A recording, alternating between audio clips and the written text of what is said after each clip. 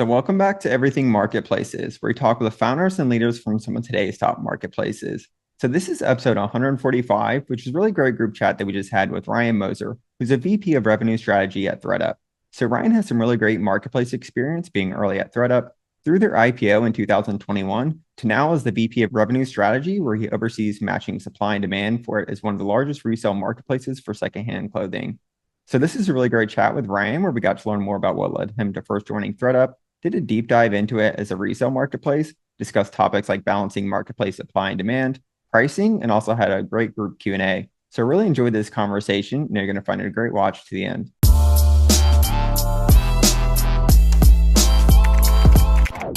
So Ryan, welcome to the group chat. Now, you of course have some really great experience at ThredUp, which is a marketplace that many of us here know of. So I'm excited to learn more about it and really dive into things here with you today. Before we do, though, I think it might be great if you can start off by sharing a little bit more on your background, though, for those that might not know you, and what led you to joining ThredUp. All right, thank you, Mike. So one thing I want to say before I start, so I've stuttered most of my life. If you hear me stutter on this, it's a perfectly normal thing for me. So just want to say that. So a quick bit about my background. I grew up in Pittsburgh. Pittsburgh was not in a great way when I was growing up, like knew I wanted to get out. Studied mechanical engineering undergrad, studied industrial engineering grad school. I had an idea I wanted to work in space, and I got the opportunity to do that. So satellite command and control initially, worked on a launch later. And space is interesting, but very slow pace. So I knew I wanted to do something a little faster. I went into consulting, which was certainly faster. Got a lot of really valuable experience, like breaking down and solving really tough problems. And something I did in the course of consulting was our clients had a lot of data they couldn't make sense of. And to make sense of it, like I thought we needed people who knew how to code. So I just taught myself while I was consulting. And I realized in the course of that that was my calling, that making things and building things was like what I really wanted to do. So it's 2012. I'm not happy as a consultant. My wife is also a maker, so she's an artist, but she's working as a teacher. So I'm not happy with my job. She's not happy with her job. We're working in the DC metro area. And I'm just like, how about we just quit our jobs, quit our lives, move out to Silicon Valley? Like, that's the right place for makers. And we're just going to figure it out. She was like, yes, let's do it. So early 2013, move out here. So I'm currently in Oakland. And start to interview. So I'm interviewing SaaS companies, like ad tech companies. And, just meeting people around the Bay. Met somebody who's like, you heard of this company called ThredUp?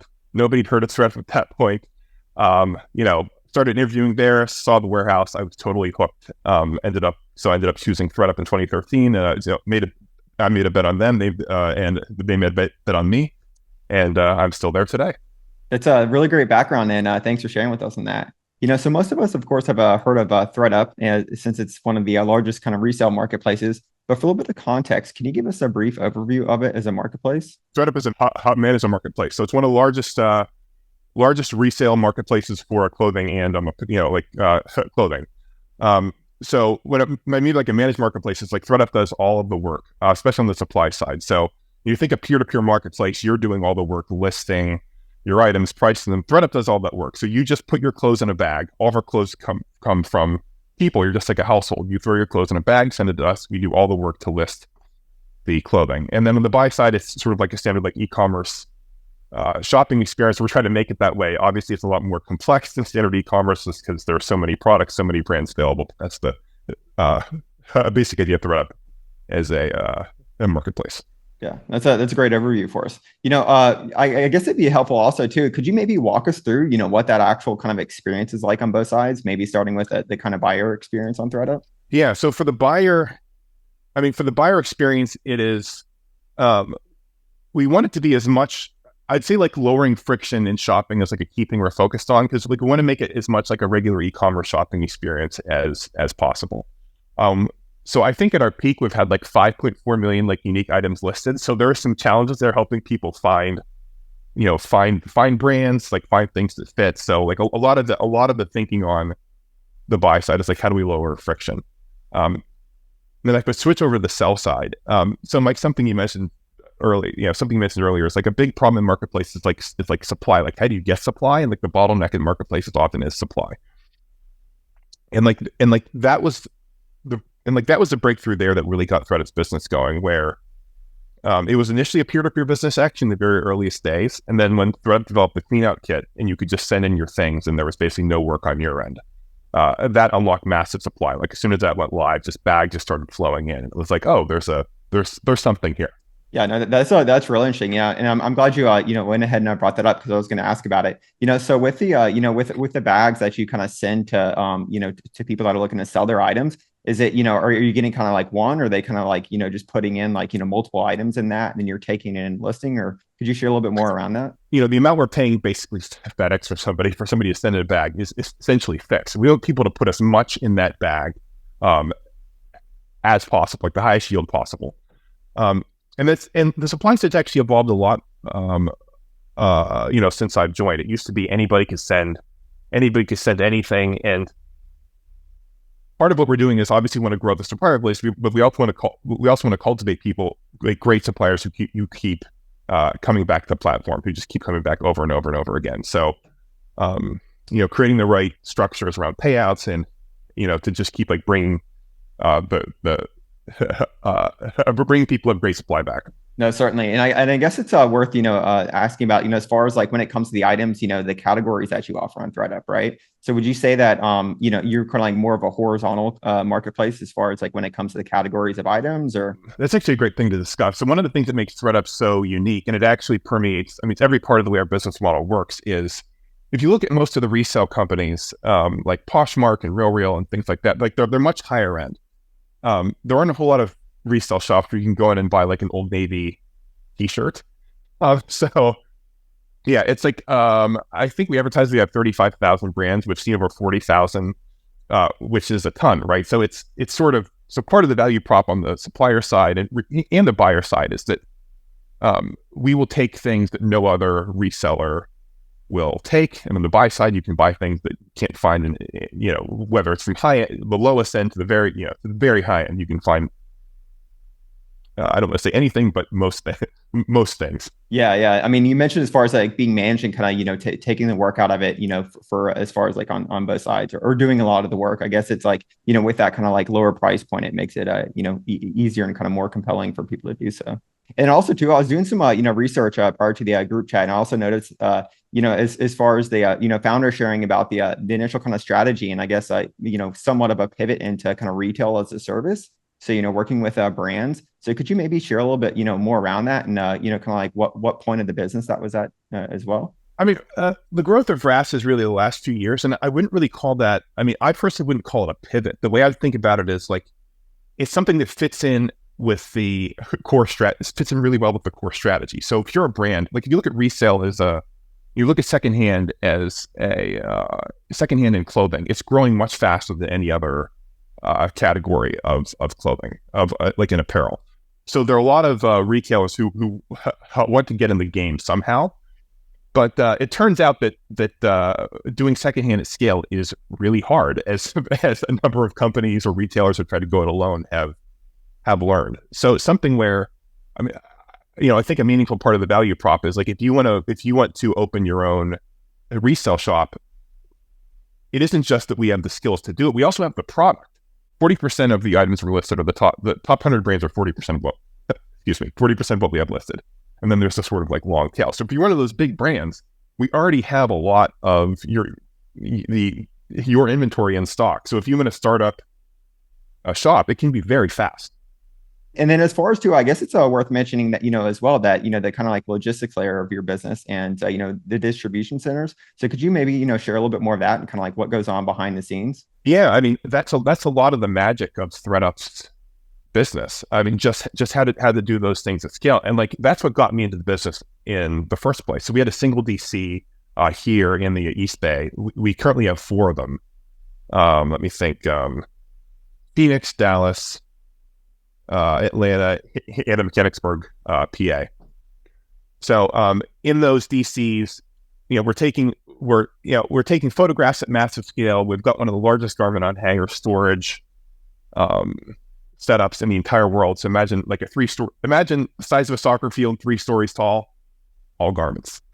So, and to solve a lot of those problems, we've had to build our own hardware, like design our own systems to solve a lot of those problems. And even some internally, we've reached a scale where we can run our own trucking from like one DC to the next, like speed up shipping and to bring down costs. So what do you think some of the challenges are kind of as a marketplace with, such a large SKU count?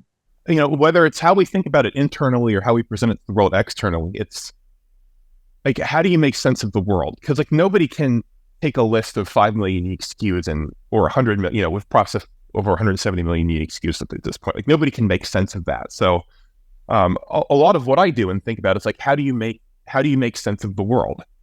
Like how do you group items in a way that makes sense to us, that are meaningful to customers? So again, you can do things like pricing and think about supply, right? So it's just like, how do you frame these problems and just group things in like a logical way?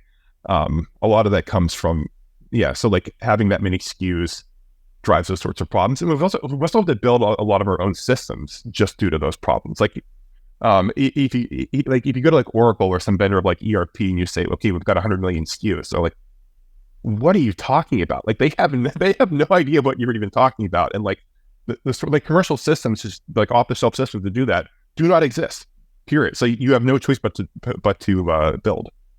Yeah, so that's actually a great kind of segue into a topic that I wanted to talk about a little bit more, right? Which is balancing supply and demand, which is kind of what you're focused on there. So how do you think about kind of like balancing supply and demand as as far as like the scale of the marketplace that you're at now? Maybe what are some of the I would say like the biggest considerations with doing so?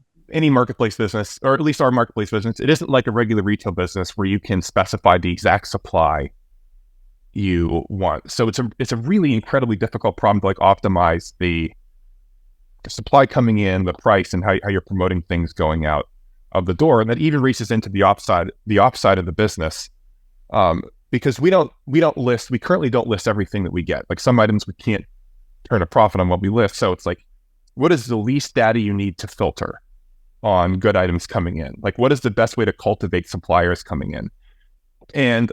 And a lot of the way that my role has evolved, and maybe we get into that later, is where is the bottleneck in scaling the system? So like my role was initially very pricing focused, and we made amazing, and with pricing alone, you can balance supply and demand, but it doesn't mean that's the optimal thing for your marketplace. So as we improved pricing more and more, it became obvious that even though it made things better, the bottleneck was really supply, right? So then it's just like, so how do we work with the supply team to cultivate cultivate better supply? How do we work with operations to do a better job filtering using less data to get better items listed?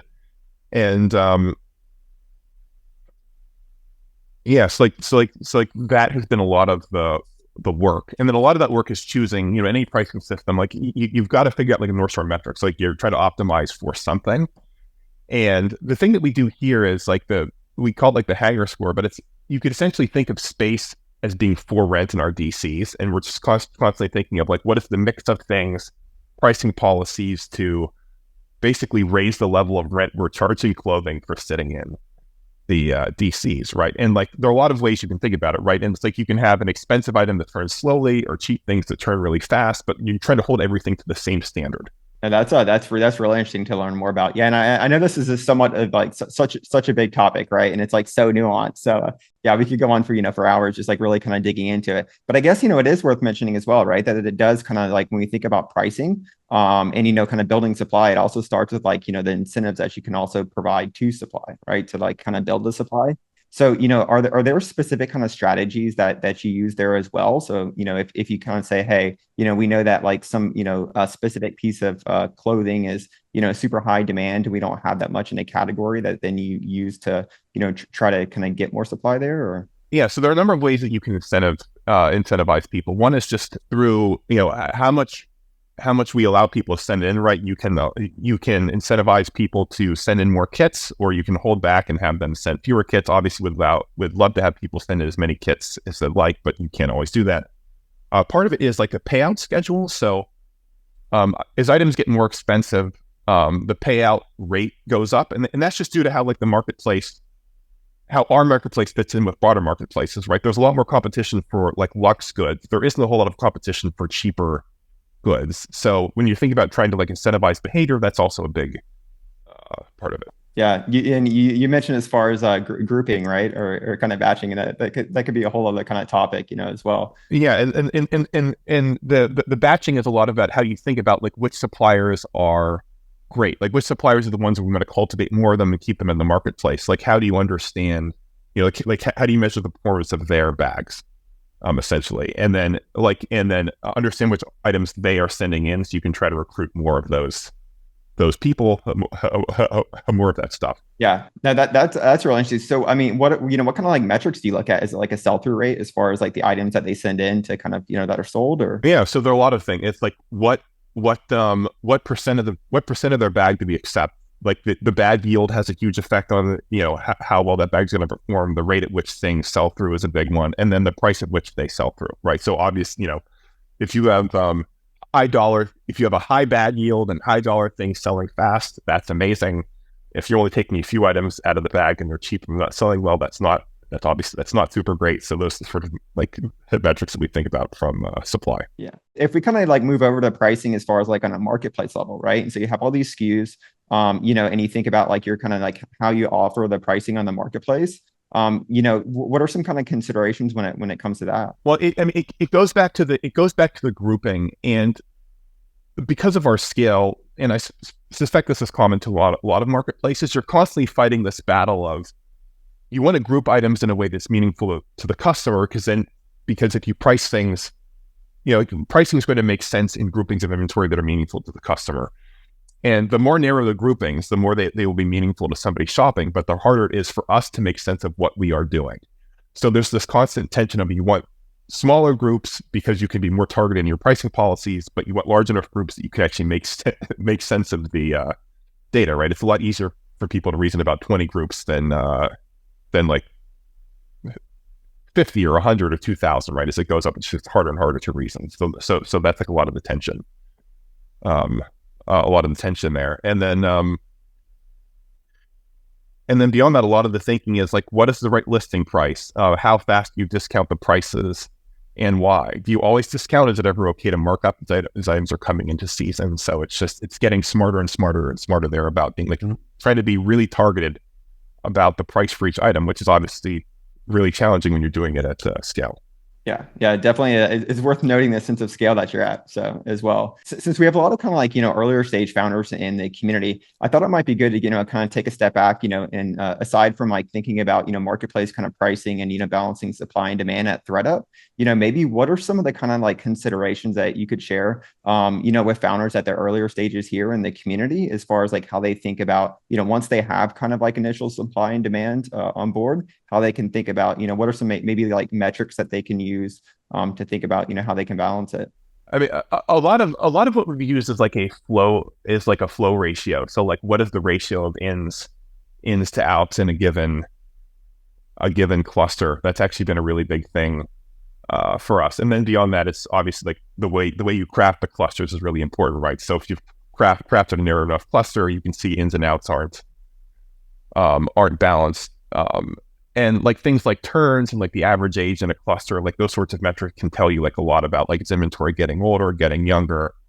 And then like early sell-through, are we overpricing, are we underpricing? So like metrics around whether it's sell-through for a listing cohort or sell-through of some percent of some group of things per day. Like you can learn over time, like when you are giving up revenue because you're short on something, or when you're giving up revenue because your price is just too high and they're not selling through fast enough. This is fairly high level, but I'm trying to make sure that it can apply broadly. Yeah, no, that's definitely going to be helpful. And yeah, as I mentioned, it is like, kind of high level, and it of course gets like really nuanced as far as, how it applies to specific marketplaces there. So you've, as you mentioned, you've been at ThredUp since the early days, and from the journey of, that kind of like a, initial kind of core business launch, throughout the, the IPO, and now at the, sense of scale that you're at, which is pretty incredible. So, what do you think some like the, I would say like your biggest kind of learnings, maybe specific to kind of balancing supply and demand and marketplace pricing have been throughout your time there? Well, I think one of the lessons I've learned about myself is that when I get things wrong, I get things wrong in a particular way, which is something they say in investing is being early is the same as being wrong.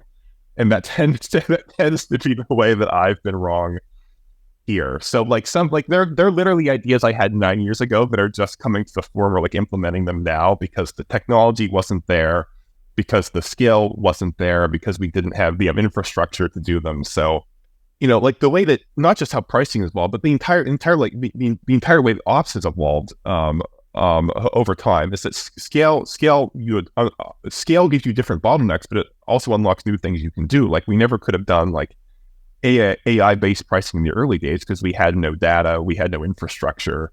Even the state of AI was not in a good enough place to do it. So it's not just doing the right things for your marketplace, it's doing the right thing for your marketplace at its current scale. So in the early days, pricing was totally rules-based, discounting was strictly time-based, and that made sense for the business. There's no shame in that.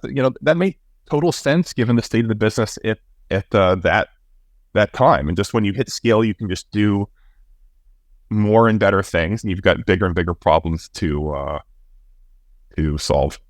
You mentioned as far as is like the ops and how much that's evolved, and I'm sure product, the kind of the ops, and then as far as the business itself. So I guess it might be helpful for a little bit of context, before we jump into the group questions here in a little bit. Could you kind of like walk us through like maybe what some of those kind of like key points along the way as things have evolved as you've been there? Yeah, so I actually started out on the ops side of the business, so I feel like I can speak to ops fairly well. So if I sort of take through the company in stages, like when I joined, it was really about scaling the ops side. So we had our first warehouse, so building an ERP, figuring out how to do photographs at scale, all like the ops process work, and then figuring out how to like automate all of those things because nothing was automated in the early days. So just how do we scale operations? I would say we actually found product market fit a little after we had learned how to scale operations, and that was women's was launched right around the time I joined. It was originally a kids only managed marketplace. Launched women, that was a major breakthrough, and then luxury, and then handbags. So those all greatly added to the marketplace. Like so, we had this era of like finding product market fit.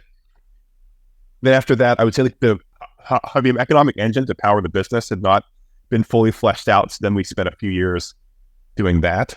And then we basically went into this period of growth that kind of got interrupted by the pandemic, resumed growth, and then we went through the IPO in 2021. We purchased the business in Europe, so, starting to expand globally. And then obviously 2021 ends, we start to see inflation, and then, the mindset shifts from growth to turning a profit. So it's sort of been through been through a lot. Yeah, no, definitely. That sounds like quite the journey. I probably should have started, that with that question earlier on in our kind of group chat here. So, but cool. So we're going to jump into questions here. I actually had someone sent me a question though, prior to the chat that I want to ask, which is, sometimes marketplaces in the early days, they kind of like subsidize one side, and with products and goods marketplaces that could be with providing some kind of like promo or discounting on the buy side to attract demand.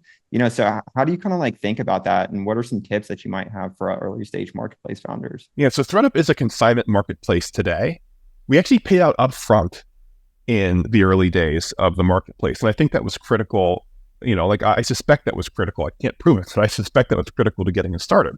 So if you think about trying to bootstrap a marketplace, like you have the classic chicken and egg problem of, if you're a supplier, why do you want to send your things in when there are no buyers? So if you pay out up front, you've basically de-risked it on the supply side. And because of the value prop, the suppliers making things really easy and we're paying out up front, there was just massive demand for that service. So like we immediately had supply. And then it was a question of like finding buyers and like focusing on like the right segments of buyers to like advertise to and like build features for. And then we ended up changing to consignment as part of that journey of like figuring out the right business model for us. But that came later. So the paying out up front was essentially the part of the marketplace you're talking about. Like how do you overcome that hump? I think that's like ThredUp's answer. That's a really good example. So cool. Let's see. Do we have any kind of questions that want to jump on here? Yeah, Ryan, this is great. Really appreciate you doing this. So I'm co-founder of Sideline Swap. We are the leading online marketplace in sports. We were pure play marketplace until about early 2022, and then we evolved to do trade-in as well. So we're doing kind of Poshmark plus ThredUp. So as we buy inventory for the first time, we're like thinking a lot more about pricing. I'm curious, like, what does your team look like? Who's doing it other than you? Like, what's your analyst side, and does it look like a retailer? What skill sets do you look for? So the way I'm thinking about structuring just pricing is like, I'd say there are like four. Let me think. There are like four. Let me see. I think about it as a pipeline, and then like splitting up the roles, and then people who can do those roles. There's a measuring of elasticity would be a step. So people with like econ or like ops research backgrounds, fantastic for that. Demand forecasting, like another step. And then actually setting price is a third step. And then you want some sort of analyst to help measure what you're doing. Ideally, the person measuring is not the same person setting the price. So if you're thinking about setting like a pricing pipeline, like that's how I would set it up. So we initially, a lot of pricing here has been like a data scientist with me leading pricing, but now we've reached scale, like hiring people with like much more dedicated backgrounds, like econ, or like we're able to hire people with like econ backgrounds to do some of that work. It's a good question. Thanks for coming on, Brendan. Cool. Hey, Sunny, do you want to come on? I saw you raise your hand there. Yeah, I am a peer-to-peer fashion rental marketplace founder. And because rental, there's a rise in interest in rental for sure, given Rent the Runway, Newly, and all of that. And it seems like you're pretty analytical and did a lot I am. about like all the pricing structures and all of that for a peer-to-peer marketplace where consumers are setting the price themselves. How do we then balance the marketplace in terms of getting the right number of transactions for the borrowers, but then that's dependent on the lenders who are setting the price points? I mean, I kind of had some thoughts in like educating and guiding our lenders because we are newer in this space, but I wanted to get your thoughts too. It's interesting because I feel like this problem actually becomes a little easier at scale because you have more people lending, so you can like recommend, sort of like Airbnb, you can set a price, but they're going to like recommend the optimal price or like a good price. So I feel like that's something that you could offer to them. But it's like once you hit if you have enough people on there, people will either figure out the right prices or they will like opt out because if they're competing with other people, right? If you're overpricing, you're not going to move. Your items are just not going to move. So it's something where like as long as you can recruit enough people to make the platform work, I wouldn't worry about it as much because you're not taking, because it's peer to peer, you don't have the same risk as like holding the inventory. Like a lot of our thinking is around CapEx is incredibly expensive. We only have, we've got finite space. So a lot of our thinking is around how do we make the most of the finite space. So if it's peer to peer, you don't have that space constraint. So like the problem set is like not the same. If somebody wants to hold the price high and wait for that perfect person, like that can actually be fun. Amazing. Thank you so much. Cool. Hey, Nicole, do you want to jump on? Hey, Ryan, thanks for this. This is fascinating. So kind of an extension off that last question. I have a B2C marketplace for tall women, and then we spun up a resale, like a branded resale marketplace as part of the experience. And one thing I'm already noticing is, and a question I have for you is like, we've already niched down in a sense, which is great. And we're helping them find like those difficult to find resale items and giving them an outlet to sell. But I guess my question is like, how do you guys approach curation? Because one thing I'm noticing is like, if we just let anybody list anything, like there could be a bunch of junk up there. And like, at what point, like, how do you guys make decisions on when you start to delist things, or do you just leave it all up there? Kind of just how do you keep the experience good, but also optimize for assortment as well? Oh, that's a great question. So curation is something where honestly, in the early days, we didn't do a ton of curation, but through not doing curation, we learned a lot about what sells and what does not sell at what price. And a lot of the learning has been, and we've done a lot of learning even over the past year around how to curate. So, if you think about it as a funnel, at least for us, because we're not peer-to-peer, like part of it is, the higher in the funnel you can curate, the better, because you're doing less work filtering once the items show up at your DC. And then it's this constant tension of you want to curate with as little data as possible, because every piece of data you collect costs money. So there's this constant tension of, am I learning enough to accurately, to curate? But you're going to, but if you're doing it at the right level, you'll still let some bad items through. You will accidentally throw out some good items, but there's always that balance that you're trying to strike. Do you guys retire items after a certain point? Like, do you guys have a metric there that you're looking for that at a certain point you just remove them from the platform, or how does that work? So items that items that age out, we can sell them by the pound on the aftermarket. That's not ideal. So we'll try to have like a warehouse sale or sort of like a blowout to move them. But yeah, I mean, it's at some point they're just clogging up. At some point they're just clogging up space. There is no more, you've dropped the price enough. There's no more value left in the item. So you just either blow it out or move it through some other channel.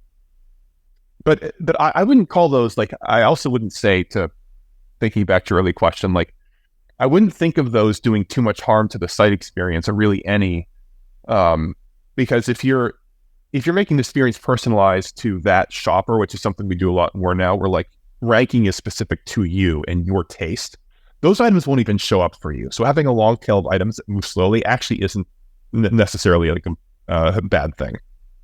It's a great question. Well, to continue talking through that in the community, Nicole. Hey, Ryan. So I actually had a question. I know we have a few more that want to come on, but someone sent it to me earlier, and that was actually, and we were discussing this in the community as well. But as far as like seeing and we're actually encouraging it kind of in the earlier stages, but like buyer and seller overlap. So is that something that you see with like ThredUp and that you maybe like have some specific kind of strategies to encourage? Or yeah, there is buyer and seller overlap, and there is some buyer and seller overlap. There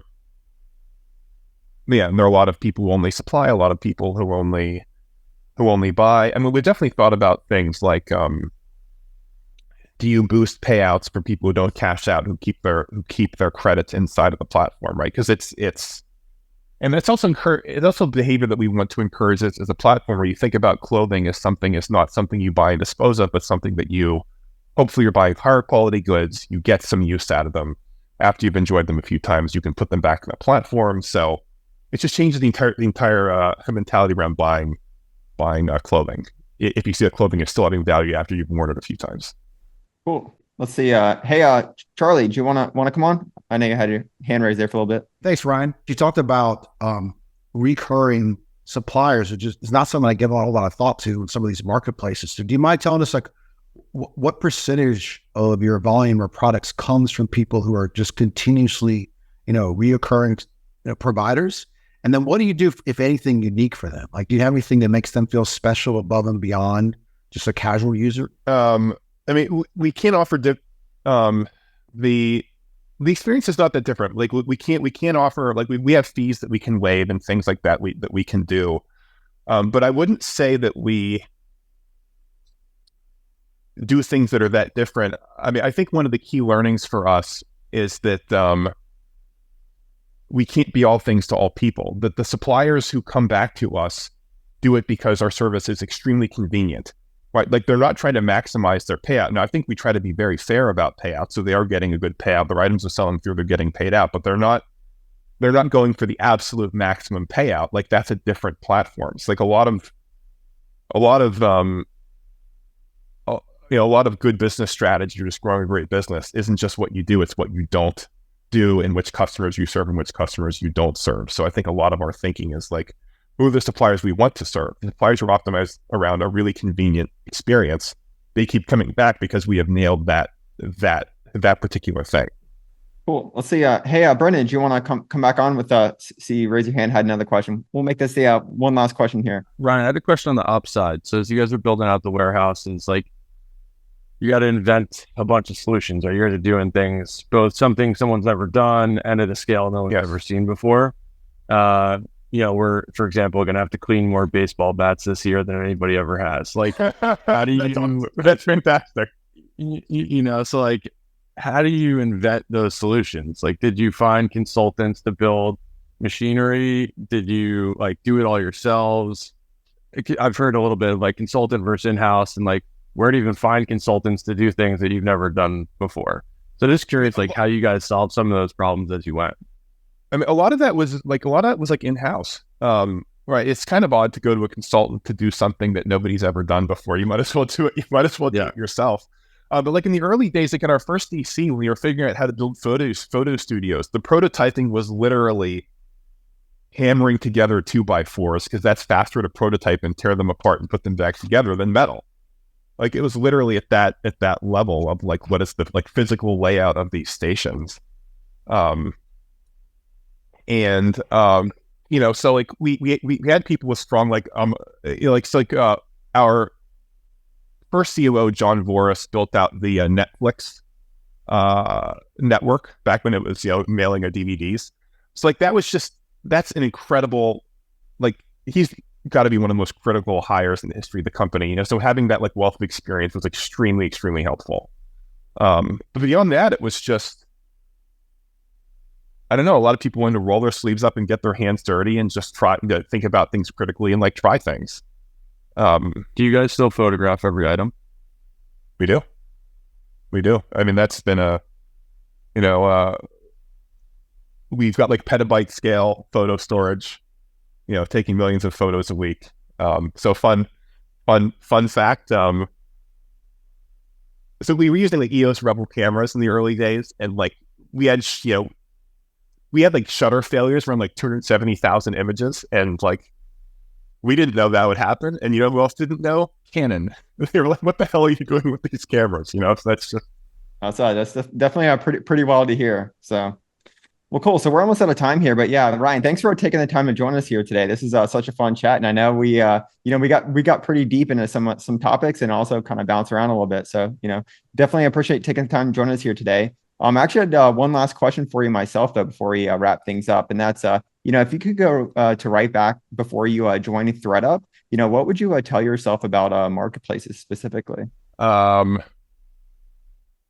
Don't think about averages. A lot of times we've been burned. It's by looking at some average, and a lot of underlying data can move. I'm just thinking about some of the crazy things that have happened. Averages can take a long time to move, especially at scale, like the way that items are distributed or customers are distributed. I feel like I could have saved myself a few headaches if I had not sort of crashed into some brick walls along the way, thinking about those things.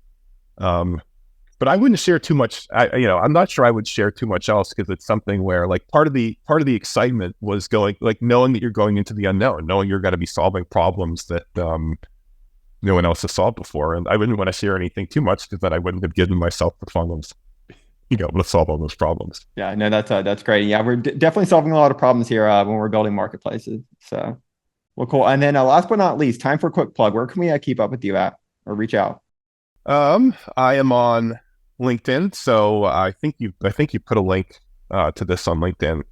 So like that would be the main place to contact me. If anyone on this chat has more questions and wants to follow up, I'm available. So feel free to reach out, or you can reach me at ryan@thredup.com. Got the OG email. So if you want to reach out there, you're also welcome to reach out there too.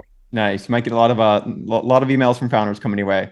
But we once again really appreciate it. So thanks for taking time to join us here today, Ryan, and thanks everyone for the great questions here.